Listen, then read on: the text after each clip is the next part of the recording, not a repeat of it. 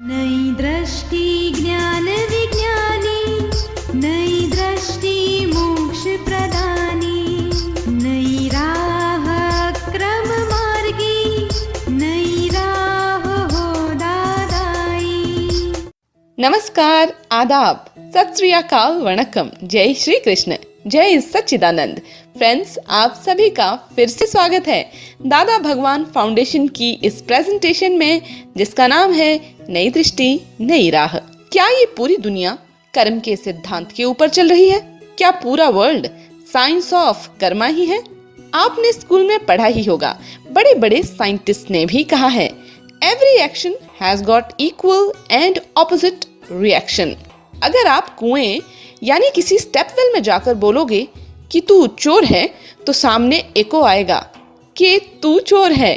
और अगर आप बोलेंगे कि तू राजा है, तो सामने से भी आवाज आएगी कि तू राजा है। अभी डिसाइड दोस्तों हमें करना है कि हमें क्या सुनना है, चोर या राजा। तो चलिए आज हम समझते हैं कर्म के विज्ञान से जुड़े कुछ पहलुओं को हमारे चहेते आत्मज्ञानियों से। जन्म मरण के चक्कर से दुख शरीर भोगता है, लेकिन उस शरीर को धारण तो आत्मा ही करती है। जिस शरीर से गुनाह होता है वो तो मर जाता है, तो कर्म का फल कौन भुगतता है? कर्म बांधने वाला अलग है शरीर, तो कर्म भुगतने वाला कौन? वही प्रश्न हो जाता है ना। क्या पूछना चाहते हो आप? नहीं, ये पुनर्जन्म का चक्कर जो चलता है सर, तो कई कई जन्म तक के आत्मा विभिन्न विभिन्न शरीरों के साथ में भटकती ही रहती है। तब शुद्ध आत्मा है, तो फिर वो शरीर उसके साथ में क्यों मतलब कष्ट पाता है? एक्चुअली क्या हुआ है कि आत्मा है और शरीर है। अभी आत्मा की अज्ञानता होने से अहंकार खड़ा हो गया है। आत्मा की अज्ञानता कैसे हो जाएगी सर? आत्मा को अज्ञानता नहीं है। आत्मा तो आत्मा की जगह पे है। एक्चुअली क्या हुआ है, ये विज्ञान से अहंकार खड़ा हो गया है। जैसे एक देखो ना, आप सन है या बादल आ गए तो बीच में रेनबो खड़ा हो जाता है ना कभी, तो रेनबो किसने किया बोला जाएगा। तो ये दो तत्व की प्रेजेंस में तीसरी चीज खड़ी हो जाती है। ऐसे आप आत्मा हो और इस परमाणु जड़ तत्व है, और जड़ तत्व और चेतन तत्व आसपास आने से जड़ तत्व का दबाव आत्मा के ऊपर आता है। जैसे आंख के ऊपर दबाव हो गया तो एक के बदले दो दिया दिखता है, दो दरवाजे दिखते, डबल दिखता है। तो ये दबाव ही, आंख बिगड़ गई नहीं, खुद तो अच्छा ही है, ये प्रेशर आ गया। अभी प्रेशर निकल नहीं जाएगा, वहां तक उसको डबल डबल दिखता ही रहेगा। तो ऐसे आत्मा का द्रव्य नहीं बिगड़ा है, उसके गुण धर्म भी नहीं बिगड़े हैं, मगर विशेष गुण उत्पन्न हो गया है, विभाव। जैसे आत्मा वो कुछ बिगड़ा नहीं है, जैसे सोना है समझ लो द्रव्य, मगर उसमें बहुत सारे गुण रहते हैं, पर उसके ऊपर दबाव आ जाएगा तो मोड़ हो जाती है, उसके फ्लेक्सिबिलिटी है, तो उसमें वो अंगूठी बन जाती है, बेंगल बन जाती है, अवस्थाएं खड़ी हो जाती है। तो ये आत्मा तो आत्मा ही है, सोना बिगड़ा नहीं है, और उसमें कॉपर सिल्वर सब मिक्सचर होके दूसरा अवस्था उत्पन्न हो जाती है। ऐसे आत्मा दूसरी तत्व के संयोग में मिक्सचर में अवस्था उत्पन्न हो गई है।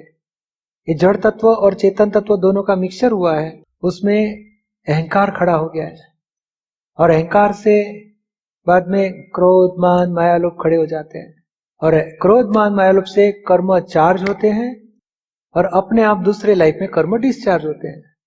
तो ये साइकिल चालू हो जाती है। अभी हुआ क्या है, मैं खड़ा हो गया, अहंकार खड़ा हो गया। और अहंकार कैसे खड़ा हो गया है, तो परमाणु में क्रियाशीलता है, तो क्रिया भी मैं करता हूं मानता है, और आत्मा में ज्ञान है, तो आत्मा का ज्ञान को भी मैं जानता हूं मानता है। दोनों का मिक्सचर में खड़ा हो गया है अहंकार। अभी अहंकार होने से क्या हुआ, जैसे इंजन और डब्बा है तो बीच में वो हुक लगाते हैं, तो हुक जैसा काम हो गया अहंकार का। दोनों अपने गुण धर्म में, इंजन की जगह पे है, डब्बा की जगह पे, बीच में हुक लग गया, तो इंजन जहां भी जाएगा डब्बे को जाना ही पड़ेगा। तो ये जड़ तत्व सक्रिय है, क्रियाशील है। अभी जड़ तत्व अहंकार मानता है मैं ही करता हूं, मैं ही जानता हूं, दोनों का मिक्सचर हो गया। तो अहंकार की वजह से परमाणु ऐसे चार्ज हो गए तो मनुष्य में जानवर में जाएगा, नरक गति में जाएगा, देव गति में जाएगा, परमाणु की वजह से। अभी वो अहंकार छूटना चाहता है। आत्मा तो मोक्ष स्वभाव का ही है। अहंकार को बंधन महसूस होता है, मुझे छूटना है, मुझे छूटना है, पर मुझे ये करूं तो छूटूंगा, ये करूं तो छूटूंगा, ये करूं तो। पहले गलत कर रहा था, अभी अच्छा करने जाता है, फिर भी छूट नहीं पाता है। अभी अहंकार कभी छूटेगा? अहंकार का मोक्ष कभी होएगा? परमाणु का कार्य को परमाणु में डिवाइड कर दो, चेतन का कार्य को चेतन में डाल दो। ये दोनों तत्व की जो गुण है वो अलग हो जाएंगे कि नहीं। क्रिया करने वाला परमाणु है, ज्ञान चेतन का है, आत्मा का है, तो ही अहंकार डिसॉल्व हो जाएगा। तो अहंकार का मोक्ष होनी जरूरत है। अभी अहंकार जब तक है वहां तक आत्मा और डब्बे के बीच में हुक जैसा है। आत्मा नरक में जाने पर भी उसके ज्ञान दर्शन बिगड़े नहीं है। उसका जो चारित्र है आत्मा का, निश्चय आत्मा वैसा ही है। जैसे बेंगल है, वो कोई गटर में गिर गई तो बेंगल का सोना बिगड़ नहीं जाता है। उसको भगवान के गहने में लगा दिया तो कोई शुद्धता ज्यादा आ गई, ऐसा भी नहीं। वो हमेशा गंदे में है या अच्छे में है, शुद्ध ही रहता है। तो ऐसा आत्मा शुद्ध ही रहा है। सिर्फ अहंकार को जो रॉन्ग बिलीफ हो गई, मैं करता हूं, मैं जानता हूं, मैं ही विजय सिंह हूं, वो अहंकार को हो गया है। और वो ही अहंकार है, वहां तक उसके साथ में आत्मा भी खींचा जाएगा और जड़ परमाणु भी खींचे जाएंगे, और दोनों को चार गति में घूमना ही पड़ेगा। अभी ज्ञान जब आपको लगता है कि मुझे छूटना है, तो कोई ज्ञानी मिल गए आपको, और ज्ञान आपको जब मिल जाता है कि विजय सिंह अलग है और आत्मा अलग है, मैं ही शुद्धात्मा हूं, विजय सिंह जो भी करता है वो परमाणु का हिसाब होता है, मैं तो जानने वाला देखने वाला ही हूं।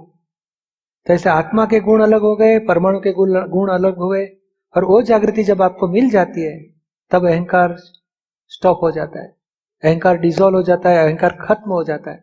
और बाद में यहाँ वही होता है, ज्ञान विधि में आपका अहंकार जीरो कर देते हैं। मगर हुआ क्या है कि जो अहंकार पहले जहां से शुरू होता था, वो अहंकार जो चार्ज इगोइज्म, उसने जो जो चार्ज किया था वो भाग रह जाता है, पर चार्ज करने वाला खत्म हो जाता है। अभी डिस्चार्ज भाग है, उसको 1 2 3 लाइफ में पूरा करना है और नए कर्म नहीं बंधे, ऐसी जागृति में रहना है। तो फिर चार गति में घूमना, जन्म जन्मांतर के चक्कर से छुटकारा हो जाएगा आत्मा का। समझ में आया आपको? जय सच्चिदानंद। जय सच्चिदानंद। दोस्तों, क्या जो हमारा कार्य है या वर्क या जॉब या बिजनेस कह लें, क्या ये कर्म है? क्या बिजनेस में सफल होने से या सिर्फ जॉब में अच्छा परफॉर्म करने से कर्म अच्छे हो जाएंगे?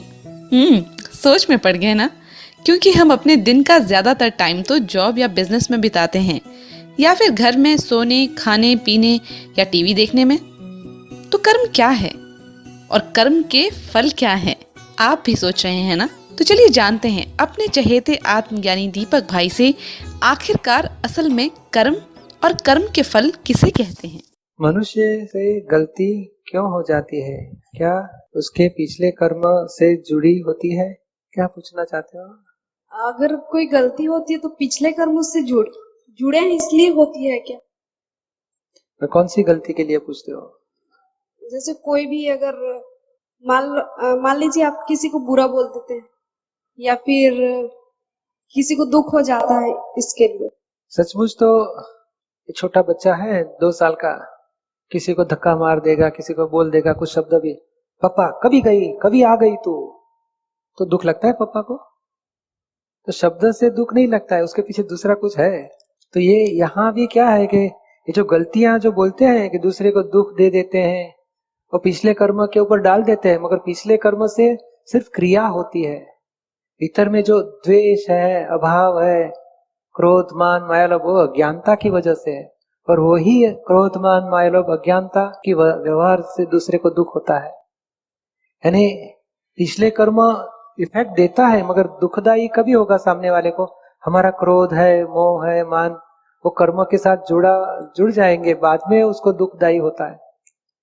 और वही शब्द है, मगर भीतर में क्रोध या मोह या मान नहीं है, तो ये शब्द दूसरे को दुखदायी नहीं हो जाएंगे। यानी शॉर्ट में पिछले कर्म के साथ जुड़ी है, उसके बदले एक स्टेप आगे जाओ कि हमारे अज्ञानता से जुड़ी है गलतियां, और गलतियां का स्वरूप क्या है? क्रोध मान माया लोभ। हम गलतियों को धो डालेंगे, क्रोध मान माया लोभ खत्म करेंगे, तो पिछले कर्मों से होता हुआ व्यवहार, वाणी, विचार, वर्तन दूसरे को दुखदायी नहीं होगा। समझ में आता है आपको?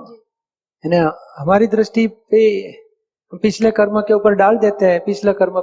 अगर एक स्टेप आगे जाना है, एक क्रोध मान माया लोभ को खत्म करो, वो अज्ञानता की वजह से है। साथियों, आत्मा की रोशनी दुनिया की बाहरी चकाचौंध से हजारों गुना ज्यादा शक्तिशाली है, जो हमसे जुड़े हर इंसान और इमोशन को रोशन करती है। तो चलिए आज अंतर मन का दीप जलाएं हमारे चहेते आत्मज्ञानी दीपक भाई की ज्ञान भरी बातों से, जो सेल्फ रियलाइजेशन के मार्ग पर हमें लेकर जाएंगी। और लिख भेजें अपने ख्याल और फीडबैक radiozindagi@us.dadabhagwan.org पर। भौतिक विज्ञान में पॉजिटिव एनर्जी हमेशा नेगेटिव एनर्जी को अट्रैक्ट करती है, लेकिन ये दादा के ने जो विज्ञान दिया है उसमें पॉजिटिव भाव डालने से नेगेटिव संयोग क्यों नहीं अट्रैक्ट होते? पॉजिटिव से पॉजिटिव ही क्यों अट्रैक्ट होता है? हाँ, एक्चुअली ये जो नेगेटिव एनर्जी और पॉजिटिव एनर्जी, यानी ये नॉर्थ पोल और साउथ पोल ऐसे बताना चाहते हैं जी। ये नेगेटिव चार्ज एंड पॉजिटिव दोनों स्पार्क हो जाता है। किसी भी में भी वो उनका प्रिंसिपल यही है ना कि नेगेटिव हमेशा पॉजिटिव को अट्रैक्ट करता है। इसमें क्या है कि आध्यात्मिक दृष्टि में देखे तो एक्चुअली डिमांड एंड सप्लाई जैसा है कि मुझे ऐसा है कि क्रोध करेंगे तो ही बच्चे लोग सुधरेंगे, उसको सुधारने के लिए क्रोध करना ही चाहिए, ऐसा मेरा ओपिनियन है। तो जो बच्चे मेरे पास पढ़ने आते हैं तो वो लोग गलत करेंगे, उसको सुधारने के लिए मैं क्रोध करते जाऊंगा। तो क्रोध करने का अभिप्राय है मेरा, वहां तक क्रोध पाने वाले मुझे मिलते रहेंगे। अच्छा, जैसे मुझे स्वच्छता, बस एकदम घर में क्लीननेस चाहिए, तो बहुत स्वच्छता का मेरा आग्रह है, वहां तक कचरे करने वाला घर में मिलते रहेगा। बच्चे भी कचरे करेंगे, दूसरे भी करेंगे, तीसरा भी। तो ये डिमांड एंड सप्लाई जैसा मनुष्य के जीवन में होता है। मतलब वो प्रिंसिपल इधर लागू नहीं होता। एक्चुअली सिमिलर है, मगर अभी आपको चाहिए कि मुझे एक वाइफ चाहिए, सुख चाहिए, मेरा कोई जीवन साथी चाहिए, तो लड़की को भी ऐसे होता है कि मुझे कोई हस्बैंड चाहिए, मुझे सुख चाहिए, कोई साथी चाहिए। तो दोनों की डिमांड वाला है, एक को चाहिए, दूसरा सप्लाई करने वाला है, तो दोनों को इकट्ठा। कुदरत का नियम क्या है? इसने ऐसे परमाणु चार्ज किए है कि मुझे कोई चाहिए, तो ये मैं सुख दे सकूंगा, मुझे सुख देना है, किसी को लेना है, दोनों इकट्ठा होते हैं। जैसे ज्ञान में भी है कि मुझे ज्ञान देना है, दादाजी क्या बताते हैं, मैं मोक्ष दाता हूँ और आपको बंधन से छूटना है, तो दोनों को अट्रैक्शन होके ज्ञान पा लेते हैं। यानी जगत में ये प्रिंसिपल से काम चल रहा है। नेगेटिव पॉजिटिव बोले तो ये इस सप्लाई वाला पॉजिटिव है, डिमांड वाला नेगेटिव है, दोनों अट्रैक्शन होता है। ऐसे समझना है तो समझ सकते हैं। समझ में आया आपको? जय सच्चिदानंद। जय सच्चिदानंद। दोस्तों, आज हमने साइंस ऑफ कर्मा के बारे में समझा। जैसे कि हम सब ने साइंस में पढ़ा ही है कि कोई भी सिद्धांत या साइंटिफिक लॉ जो है वो नॉन कॉन्ट्राडिक्टरी यानी कि अविरोधाभासी होता है, और ये यूनिवर्सली सच भी है। जैसे कि 2H and 1O मिलेगा तभी पानी यानी कि H2O बनता है, which is true at any place and at any time. So हमारे प्यारे थिंकर्स यानी कि हमारे लिसनर्स, है ना ये सुपर डुपर सिंपल और instant formula for today's instant world. तो इसी के साथ आप हमें दें इजाज़त और हमारे प्रोग्राम नई दृष्टि नई राह से ऐसे ही जुड़े रहिए। अधिक जानकारी और फीडबैक्स के लिए नोट करें हमारी वेबसाइट hindi.dadabhagwan.org। यहाँ पर आप सेमिनार के information, books, audios, videos free of charge access कर सकते हैं, और आप हमें ईमेल भी कर सकते हैं radiozindagi@us.dadabhagwan.org पर। हमें फ़ोन करना ना भूलें 1877-505 दादा एक्सटेंशन 23। और आपका कलर्स आस्था टीवी एशिया पर भी आप हमारे प्रोग्राम्स का आनंद उठा सकते हैं। आज के लिए हमें दें इजाज़त, कल फिर मिलते हैं इसी समय इसी जगह। तब तक के लिए स्टे इन प्रेजेंट।